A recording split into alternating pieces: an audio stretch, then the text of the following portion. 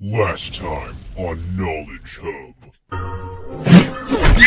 Now for today's episode.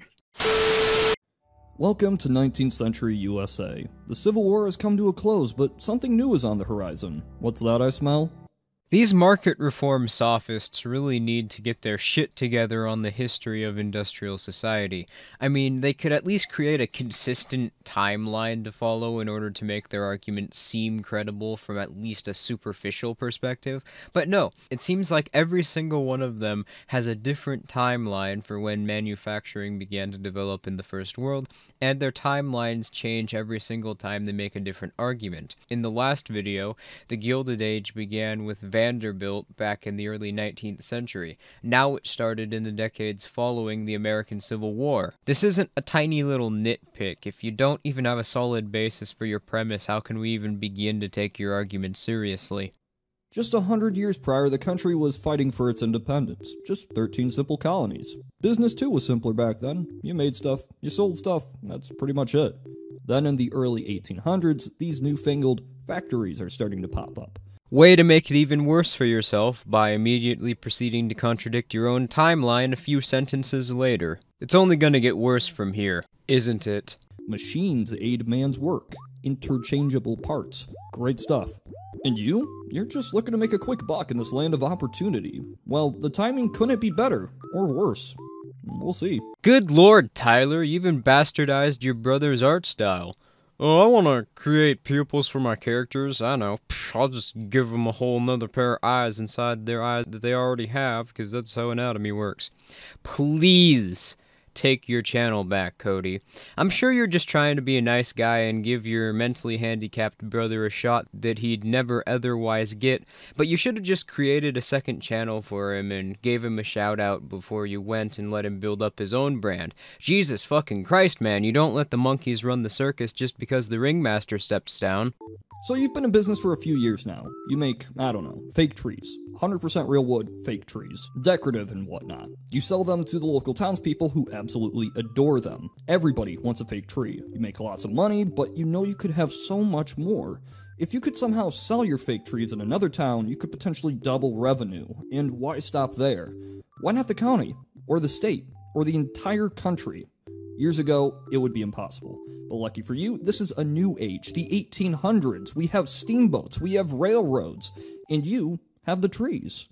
So as you begin to sell your trees in these new markets, you find something undesirable. Competition is afoot. Other entrepreneurs with other fake foliage threaten your profits. So then the state came along on behalf of the bigger producers and created regulations to make the price of production more expensive, or subsidized these companies directly in order to assure that they didn't have to compete with the smaller competitors and could just do whatever they wanted with their workers, prices, or commodities. Like how in the railroad industry, several states established their own commissions, which 80% of the CEOs of said railroad companies were on the board of directors.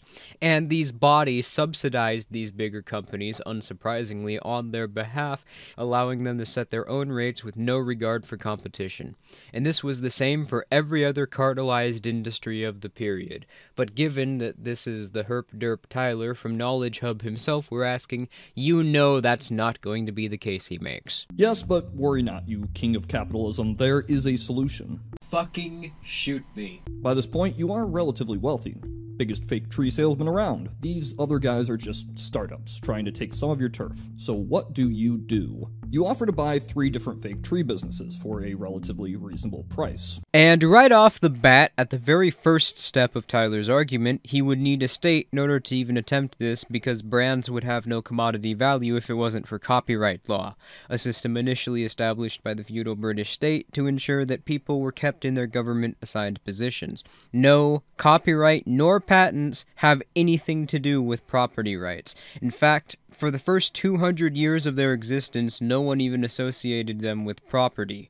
The term intellectual property wasn't used until 1845, where in the case of Duval et al. Versus Brown, Justice Charles L. Woodbury wrote, quote, "Only in this way can we protect intellectual property. The labors of the mind, productions, and interests are as much a man's own as the wheat he cultivates or the flock he rears." At this point, you know what?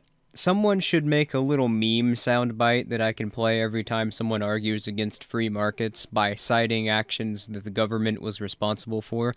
I have literally not ever made a single response to one of these kinds of arguments where this tactic has not been used at least once. And when it's done, please send me it in a direct message on one of my social media accounts, because that needs to be a thing. First owner agrees happily, and you never have to look at him again. The second wants more money, thinking his business could make him more in the long run. The third, he refuses on the principle of it. And without copyright law, neither the large company nor any of the smaller competitors would have an incentive to enter this trade.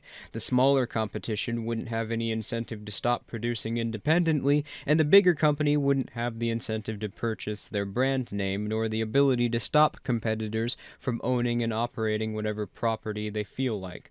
So without this regulation, which, may I remind you, only exists so the state could limit who can even become a producer, let alone enter the market, the bigger competitors boned, and either needs to step up their game or get slaughtered by their competition. Business is a bit of a lawless land. Regulation? Who needs it? One of the very first laws passed by the Continental Congress was a tariff on whiskey, which led to a market depression and the Whiskey Rebellion of 1792. I know you're going to continue and ignore the observable fact that economies do better under every single observable metric with less regulation, as you'd have to do as a statist, but can you guys stop pushing the easily disprovable lie that there were no regulations before the New Deal? I mean, just think about this logically. The first income tax didn't exist until the Revenue Act of 1862, and that was just a 3% tax on incomes above $600,000. How would the state sustain itself if there were no tariffs, sales taxes, or a monopoly on credit? I mean, of course, there were more regulations than that, as I've already gone over. The railroad industry was de facto state-run by the turn of the 20th century, but the point is that this narrative is fucking retarded, and progressives only push it as an attempt to revise history and ignore the fact that the state is pretty much, if not entirely, the sole bearer of responsibility for every single problem in the market that exists today, and is compelled to continue causing the said problems because of its inability to produce new resources and need for a monopoly on its society's credit. Yes, you could just make better fake trees than the other guys. You could, but you don't have to. So you drop the prices to a single penny per fake tree. It costs a whole 5 cents to build a quality fake tree, 3 cents to ship it, so you are losing a lot of money. But you can afford to lose it. All the customers are coming to you and leaving the competition. They will go out of business if they drop prices. I'll give him credit where credit is due that this is the closest thing to a logical argument that the state has ever put in its public school textbooks for how a natural monopoly could form, but there's a reason why this is only a hypothetical what-if scenario at most. If you're a longtime viewer of mine, you may have noticed that he didn't specify the original price of the fake trees, or the exact size of the companies in question to give you something to compare this artificial price to, or the scale of the companies. Well, there's a reason why he did that, and it's actually extremely disingenuous. Let's use the example of fake tree producers, but let's first specify the size of the companies and their incomes. Let's say that the going rate is $40 a tree, because that sounds, at least to my tastes, like a reasonable price for an artificial tree. And you have two producers, producer A and producer B.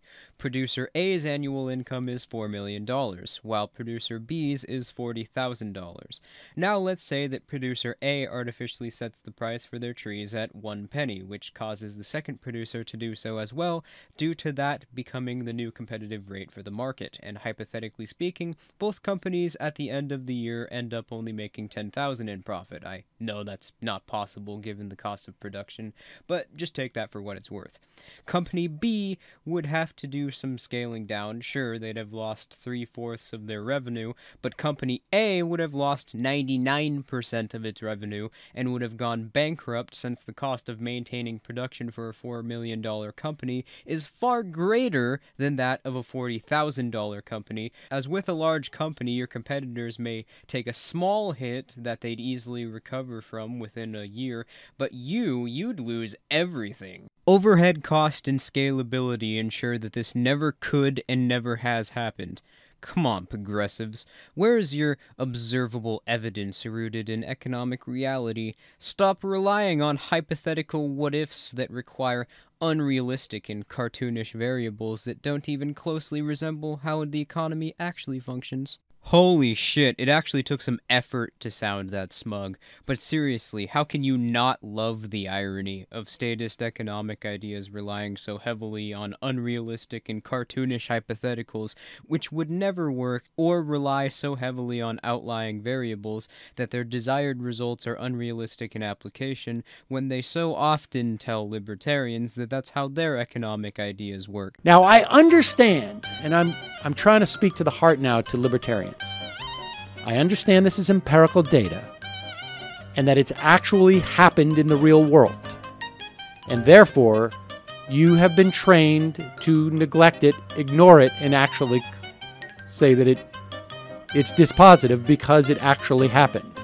But for the rest of us who live in the real world and not in this economic model that you've been told to believe in, I think the results at least show that your economic models are bunk. Hey, progressives.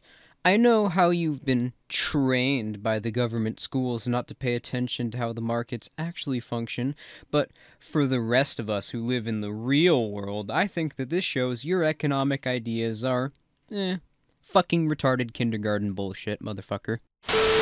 Days, weeks, months go by, unable to keep customers, and the second business is bankrupt. Now raise the tree price back to profitability. The third tree seller has hung in there. I don't know, people really like him somehow. They're still around and expanding. But you get another idea. You reach out to another business associate, a railroad magnate, king of the industry, and you ask, how about we make a deal? For a sizable chunk of money, they will agree to ship only your fake trees. With that, you just limit the competition's ability to ship product nationwide. And in the process, lose a sizable chunk of profit, along with giving their competitors an easy advantage by just associating with all of the other companies, as well as the big company, and allowing the said railroad competitors to lower their prices. Bad move, but do you have any other business advice, KnowledgeHub? So from here, your business is booming. Your fake tree sales make you a billionaire. But that last tree seller, they still survive. They've been hurt, but they're still out there. So you make a last-ditch effort to end their run. You buy all the forests in their county, all the real wood to make the fake trees. Buy every single tree in the fucking world. Alright, well, I'm gonna go ahead and leave you progressives to try and come up with some real-world examples. See you all later.